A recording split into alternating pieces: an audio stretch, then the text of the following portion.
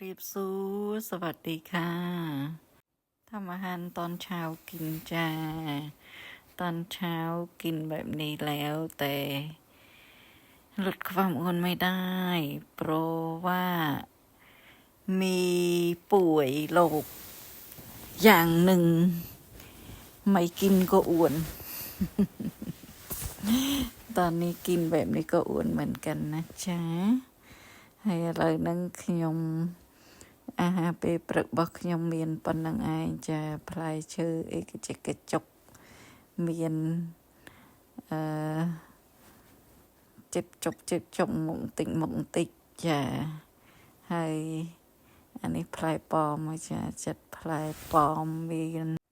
តែទោះបីយ៉ាងណាក៏ដោយបងប្អូនក៏នៅតែធាត់ដែរព្រោះមានជំងឺធាត់ចាមានโรคធាត់ចាទោះបីជាញ៉ាំយ៉ាងណាក៏នៅតែប៉ុណ្្នឹងនៅតែម៉ាប់ដូរយ៉ាដដែលចាបងប្អូនមើលតិចមុខមួយចានបុបអានេះក្រក់ល្ងចាដាក់ល្ងចូល2ស្លាបព្រាចាដាក់2ស្លាបព្រា2ស្លាបព្រាកាហ្វេចាហើយដាក់យូហ្គាទៀតគេដាក់មកប្រអប់ចូលទៅហើយអើយបងប្អូនឯងទោះបីជាញ៉ាំអីក៏នៅតែធាត់ដែរលេបទឹកមាត់ក៏ធាត់ដែរអាយុដល់ពេលវេលាត្រូវធាត់ណាធ្វើអីក៏ធាត់ដែរតែញ៉ាំដើម្បីសុខភាពទៅព្រោះអាហារតិចតួចនឹងដាក់ញ៉ាំទៅមកមុងតិចមួយចានណាបងប្អូនមិនលេងសើចទេណាហើយដាក់ស្បែកចាស្បែកនេះគឺញ៉ាំបន្តិចជារៀងរាល់ព្រឹកចា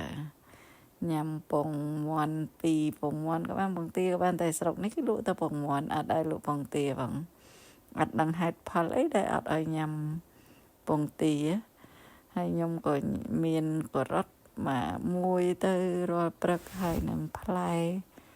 ក្រូចមួយទៀតចាមានផ្លែក្រូចមួយទៀតអត់បានយកមកថតចាមកហូបប៉ុណ្ណឹងមួយចានបបាត់ក៏ញ៉ាំតាមបែបហ្នឹងញ៉ាំ